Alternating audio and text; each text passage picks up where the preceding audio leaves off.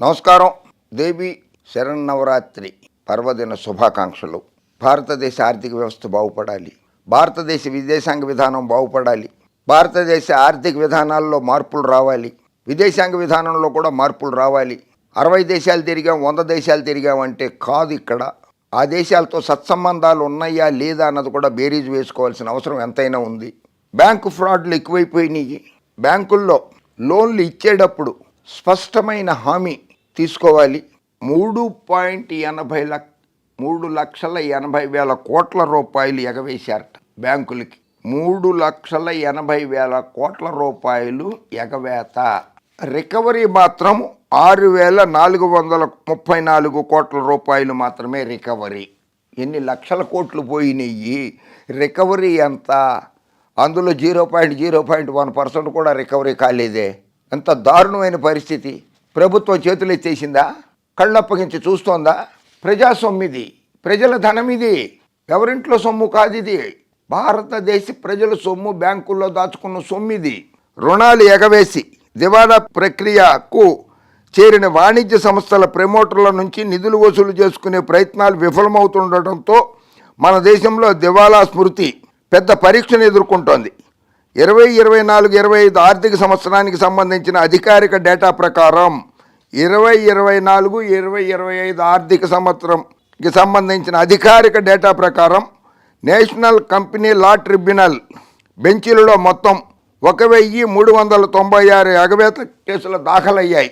ఈ కంపెనీల నుంచి వసూలు కావలసిన మొత్తం 3.8 లక్షల కోట్లు, 3,80,000 కోట్ల రూపాయలు ఉండగా ఎన్సిఎల్టీలు 202 కేసుల్లో 65,850 కోట్ల రికవరీకి ఆదేశించాయి. లక్షల కోట్లు, 3,80,000 కోట్లు ఉంటే 65,650 కోట్ల రూపాయల రికవరీకి ఆదేశించాయి. మళ్ళీ కోర్టు కేసులు ఉంటాయి, ట్రిబ్యునల్స్ ఉంటాయి, అవి ఎప్పుడు వసూళ్ళు అవుతాయో. అందులో పరిష్కార వృత్తి నిపుణులు 6,430 కోట్లను మాత్రమే ప్రమోటర్ల నుంచి రికవరీ చేయగలగడం గమనార్హం. ప్రక్రియలు బాగా ఆలస్యమవుతుండటమే ఇందుకు కారణంగా పేర్కొంటున్నారు. దివాలా స్మృతిలోని ఎగవేత నిబంధనల ప్రభావాన్ని ప్రశ్నించేలా ఈ పరిస్థితి ఉంది.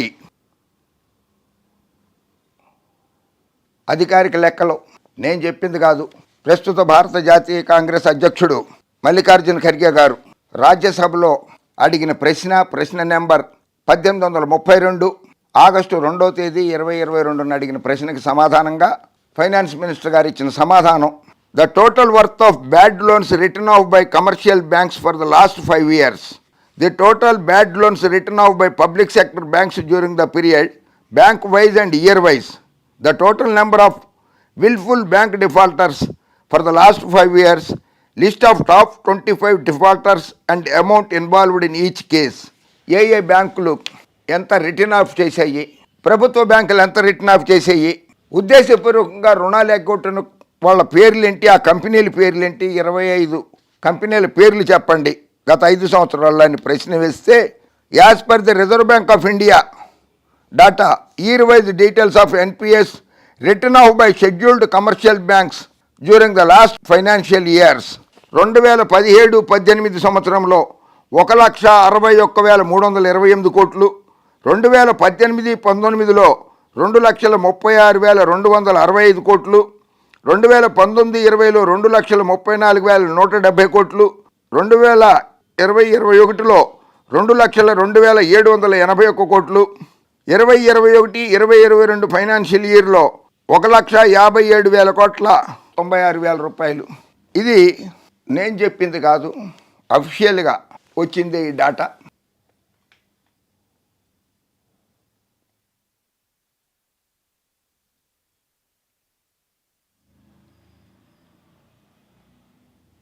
Under the Central Repository of Information on Large Credits CRILC database, as per Reserve Bank of India, the CRILC data in respect of willful defaulters is maintained from financial year 2018-19 onwards, and the total number of willful defaulters in SCB as at the end of the last 4 financial years as under 31/3/2019లో 2,207 మంది defaulters.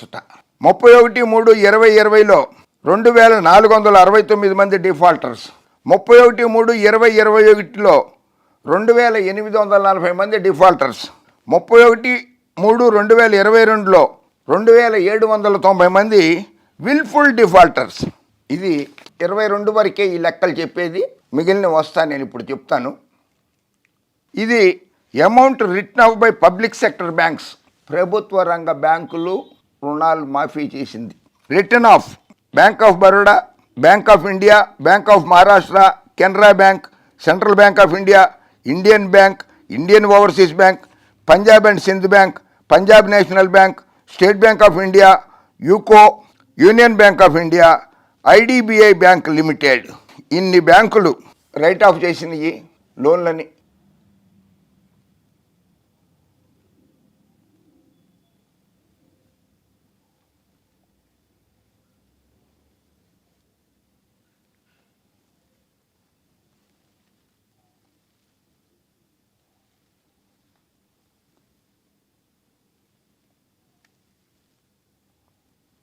Details of top 25 willful defaulters in scheduled commercial banks as on 31/3/2022కి ఉద్దేశపూర్వకంగా ఎగ్గొట్టిన వారి కంపెనీల పేర్లు: Gitanjali Gems limited 7,110 కోట్ల రూపాయలు, ఎరా infra engineering limited 5,879 కోట్ల రూపాయలు, కాంకాస్ట్ స్టీల్ అండ్ పవర్ లిమిటెడ్ 4,107 కోట్ల రూపాయలు, ఆర్ఈఐ ఆగ్రో లిమిటెడ్ 3,984 కోట్ల రూపాయలు, ఏబీజీ షిప్ యార్డ్ లిమిటెడ్ 3,708 కోట్ల రూపాయలు, ఫ్రాస్ట్ ఇంటర్నేషనల్ లిమిటెడ్ 3,108 కోట్ల రూపాయలు, winsome diamonds and jewellery limited 2,671 కోట్ల రూపాయలు,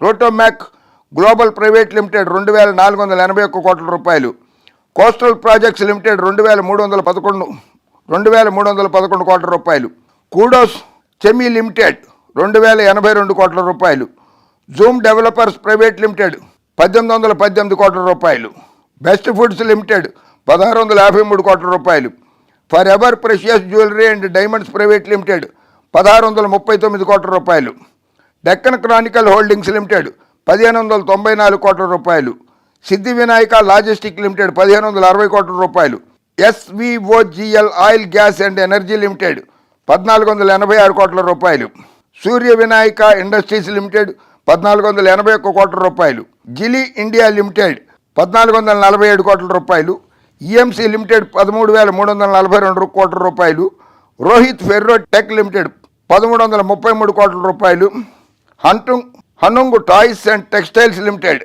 1,293 కోట్ల రూపాయలు, యూనిటీ ఇన్ఫ్రా ప్రాజెక్ట్స్ లిమిటెడ్ 1,230 కోట్ల రూపాయలు, S Kumars nationwide limited 1,177 కోట్ల రూపాయలు, స్టెర్లింగ్ బయోటెక్ లిమిటెడ్ 1,158 కోట్ల రూపాయలు.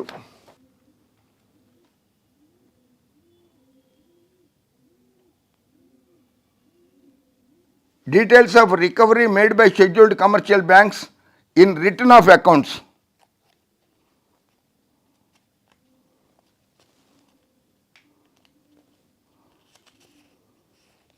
రికవరీలోకి వస్తే 2013-14 నుంచి 2020-22 వరకు రిటర్న్ ఆఫ్ చేసినటువంటి అమౌంట్ వచ్చి 1,45,248 కోట్ల అయితే రికవరీ చేసింది 19,678 కోట్ల రూపాయలు మాత్రమే.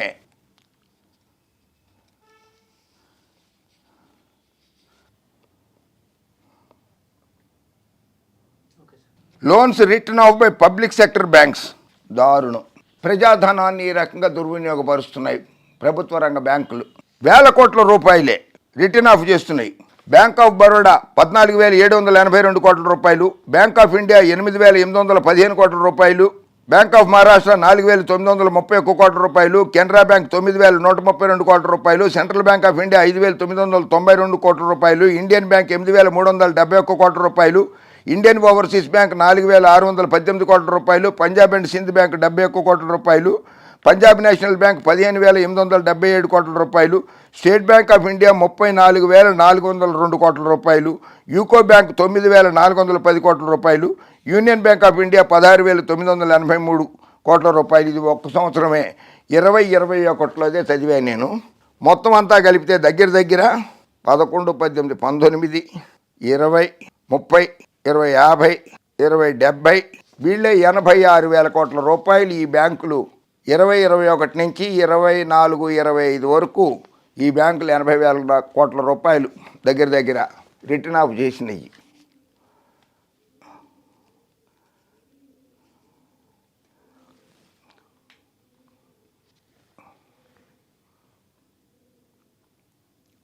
ఈ కేసుల విషయానికి వస్తే ranking Indian banks by number of customer fraud cases 2008 నుంచి 2024 వరకు కూడా చూసుకుంటే వేల సంఖ్యలో ఉన్నాయి ఆ కేసులు, ఫ్రాడ్ కేసులు. కొన్ని ఉదాహరణగా చెప్తాను. ఐసిఐసిఐ బ్యాంక్ 6,811 కేసులు, స్టేట్ బ్యాంక్ ఆఫ్ ఇండియా 6,793 కేసులు, హెచ్డిఎఫ్సి బ్యాంక్ 2,497 కేసులు, బ్యాంక్ ఆఫ్ ఇండియా 2,160 కేసులు, పంజాబ్ నేషనల్ బ్యాంక్ 2,047 కేసులు, యాక్సిస్ బ్యాంక్ 1944 కేసులు, బ్యాంక్ ఆఫ్ ఇండియా 1872 కేసులు, సిండికేట్ బ్యాంక్ 1783 కేసులు, సెంట్రల్ బ్యాంక్ ఆఫ్ ఇండియా 1613 కేసులు, ఐడిబిఐ బ్యాంక్ 1264 కేసులు, స్టాండర్డ్ చార్టర్డ్ బ్యాంక్ 1263 కేసులు, కెనరా బ్యాంక్ 1254 కేసులు, యూనియన్ బ్యాంక్ ఆఫ్ ఇండియా 1244 కేసులు, కోటక్ మహీంద్రా బ్యాంక్ 1213 కేసులు, ఇండియన్ ఓవర్సీస్ బ్యాంక్ 1115 కేసులు, యూకో బ్యాంక్ 1081 కేసులు.